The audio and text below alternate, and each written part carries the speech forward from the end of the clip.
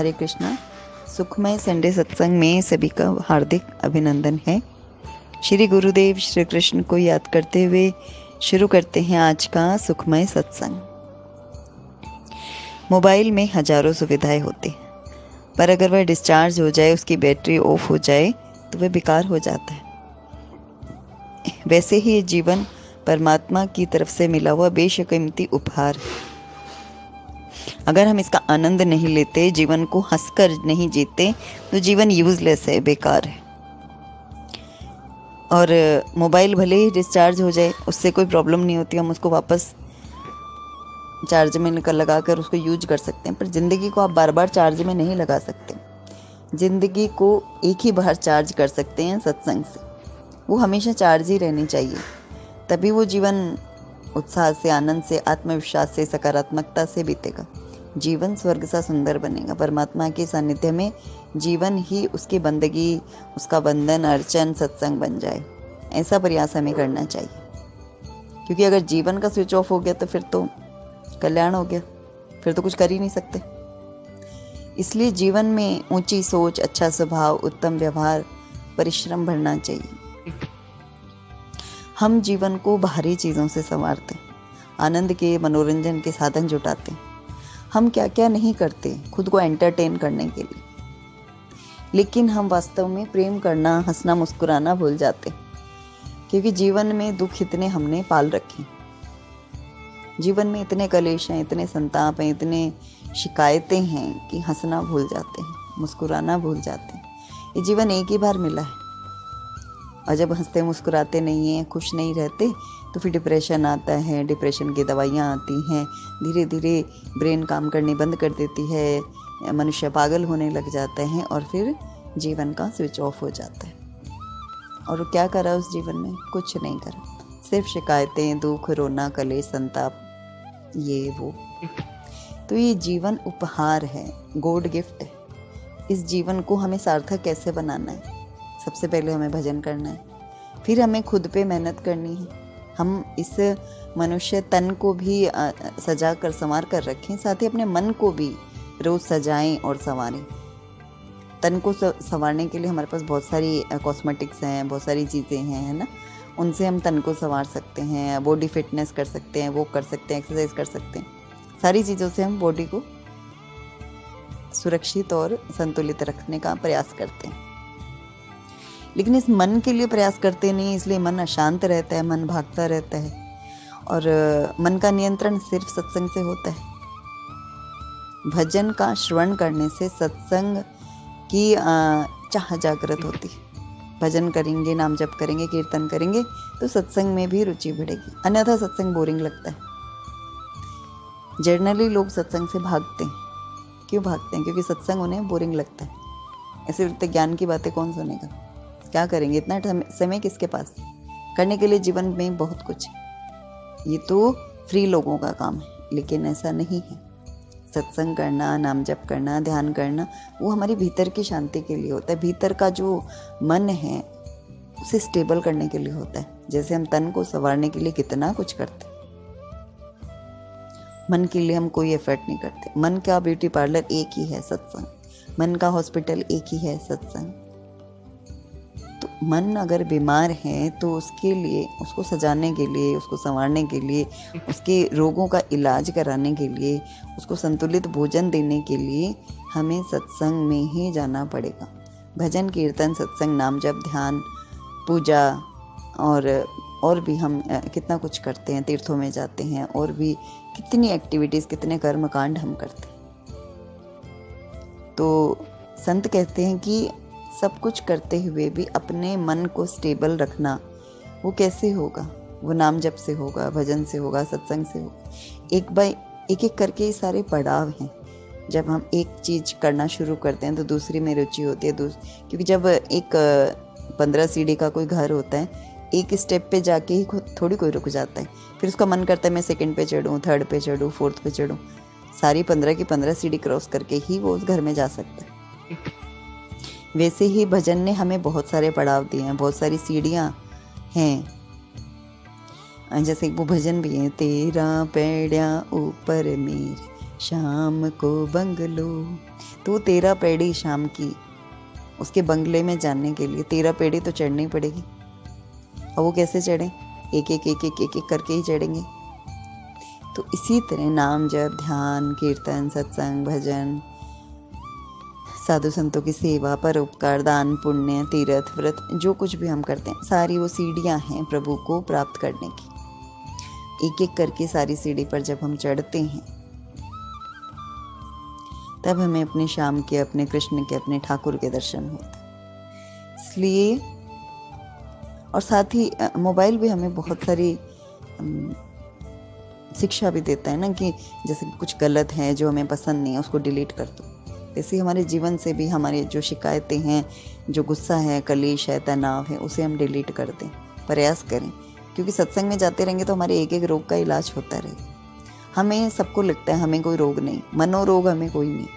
मनोरोगी हैं वो पागल खाने में या डिप्रेशन में जो हैं वो साइकेट्रिस्ट के पास जाते हैं। हम तो एकदम स्वस्थ हैं, लेकिन वास्तव में सभी मनोरोगी होते हैं।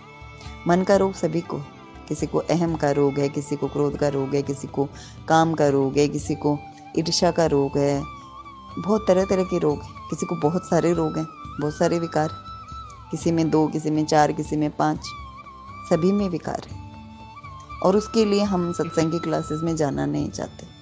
जब हम सत्संग सुनते हैं, पढ़ते हैं या नाम जप या ध्यान द्वारा प्रभु की तरफ जाते हैं, तो सत्संग तो भगवान की बहुत अनुकंपा अनुग्रह से मिलता है। बिनु सत्संग विवेक न होई, राम कृपा बिना सुलभ न सो।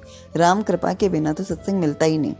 और इसीलिए जनरली ये लोगों को पसंद नहीं आता, क्योंकि राम की कृपा नहीं है। राम की तरफ चलना कौन चाहता है? राम तो सिर्फ कामना पूर्ति का साधन, ATM कार्ड है, बस कार्ड डालो, पैसा निकालो और अपने घर। इसी तरह मंदिर गए, कामना बोली, भगवान ने पूरी करी तो ठीक, ना करो तो भगवान को 50 रुपये दे दो और बस खत्म। लेकिन अगर उनसे प्रेम हो जाए तो हम फिर उनकी दर्शन हेतु जाने लगते हैं। दर्शन हेतु जाएंगे तो फिर उनकी लीला कथा का चिंतन श्रवण करेंगे, फिर उनके रूप ध्यान को करेंगे, फिर उसकी पूजा बंदगी या अन्य कोई भी क्रिया द्वारा हम उसके नज़दीक जाना चाहेंगे। क्योंकि धीरे धीरे ही प्रेम होता है ना। धीरे धीरे आप मेरी जिंदगी में आने लगे। तो जब सांसारिक प्रेम धीरे धीरे होता है, प्रभु का प्रेम भी धीरे धीरे होता है। एकाएक तो कुछ भी नहीं होता, धीरे धीरे। एक बार हम मंदिर गए, फिर हमने दर्शन करा, फिर उस टाइम कामना पूर्ति करी। सेकंड टाइम गए तो उनका रूप अच्छा लगा, फिर उनकी पोशाक अच्छी लगी, फिर उसकी लीला कथा अच्छी लगी।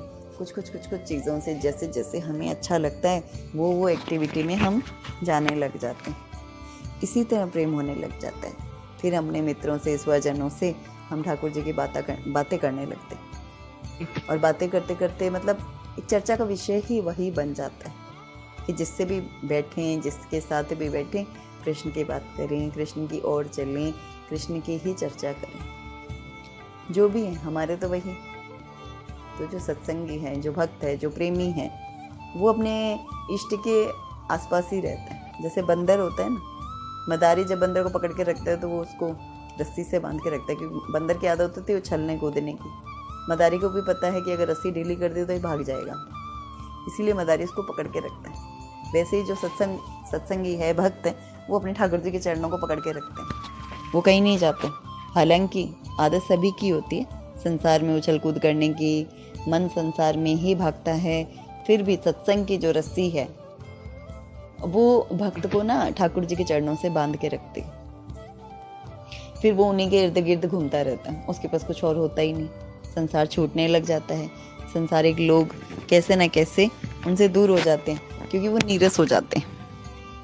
और वो नीरस इसलिए होते हैं कि वो संसार का रस उसमें नहीं है, प्रभु का रस उसमें है। प्रभु का रस है तो वो प्रभु को ही पसंद होगा। अब किसी को स्पेशल कोई ड्रिंक पसंद होता है, वो उसी को ही पसंद होता है। नॉर्मल चीज़ें तो सभी को पसंद होती है, किसी के अंदर कोई स्पेशल होता है जो उसी को पसंद होता है। तो वो जो रस है, स्पेशल रस, प्रभु के प्रेम का, प्रभु के भजन का, प्रभु के कीर्तन का, प्रभु के सत्संग का, प्रभु के प्रति अपनेपन का जो रस भक्त के भीतर भरा है, वो संसार को रास नहीं आता। इसीलिए संसार भक्त को अपमानित करता है, प्रताड़ित करता है, नीचा दिखाता है, अपशब्द बोलता है। हालांकि जो ठाकुर से यारी करता है उसको ठाकुर अपने आप ही निपट लेता है। भक्त को कोई अपमानित करता है तो भक्त को क्या करना पड़ता है? कुछ नहीं करना पड़ता। मीराबाई थी, नरसिंह जी हुए, कबीर जी हुए, सब पे संसार ने सितम करे। उनके अपनों ने, घर परिवार वालों ने, मित्रों ने, रिश्तेदारों ने, सब ने उनको अपमानित करा, दुर्व्यवहार करा, तरह तरह के ताने दिए, लेकिन उनके करे हुए कुछ भी सितम भक्त को लगते ही नहीं, क्योंकि रक्षक कौन है? त्रिपुरारी, मुरली मनोहर, कृष्ण मुरारी, 3 लोक का नाथ उसकी रक्षा करता है, जो कण कण में, उसे सब पता है। इसलिए भक्त तो बस भजन करता है, निर्दोष होता है, निर्मल होता है, अपने ठाकुर जी की यादों में खोया रहता है। उसे क्या करना, कौन क्या कहता है, कैसे रहता है, कौन क्या बोलता है, क्योंकि लोग तो कहते ही रहेंगे। आप कुछ करेंगे या नहीं करेंगे, फिर भी लोग कहें। एक प्रभु हैं जो कुछ नहीं कहते, बस सुनते, सबकी सुनते। कितना भी पतित हो, कितना भी दीन हो, कितना भी लाचार हो, हारा हुआ हो, उसको प्रभु अपना लेते हैं। जो जितना ज़्यादा दीन होता है ना, उसको प्रभु ज़्यादा अपना लेते हैं, उसको अपने ज़्यादा क्लोज बिठाते हैं। क्योंकि एक माँ की 4 संतान होती है, माँ को तो चारों ही प्यारे होते हैं, पर कोई बच्चा मंदबुद्धि है, कुछ ऐसे रोग है, तो माँ का अटेंशन 24 घंटे उस बच्चे पे रहता है। वैसे ही जो भोला है, निर्दोष है, निर्मल है, जो प्रभु, उसको सिर्फ प्रभु का आश्रय है, उसके पास कुछ और है ही नहीं। जो प्रभु करें वही हो जाए, बस ऐसे आश्रित प्रभु को हर वक्त प्रभु अपनी निगाह में रखते हैं, अपने चरण कमल को की डोरी से उसे बांध के रखते हैं कि मेरा बच्चा कहीं दूर ना जाए मुझसे। इधर उधर जाएगा तो संसार में खो जाएगा, लोग उसको बरगला लेंगे, भुला देंगे। इसलिए भगवान उसको अपने नज़दीक रखते। तो ये प्रभु का अपनापन है, उनका प्रेम है, जो हम समझ नहीं पाते, लेकिन सत्संग सिखाता है, प्रभु का भजन सिखाता है कि प्रभु का होने के लिए प्रभु का ही होना पड़ता है, बाकी चीज़ों को छोड़ना पड़ता है, और छोड़ेंगे नहीं तो वो खुद ब खुद छूट जाती। बस उनसे अपनापन करना है, उनसे प्रेम करना है। जय श्री कृष्ण।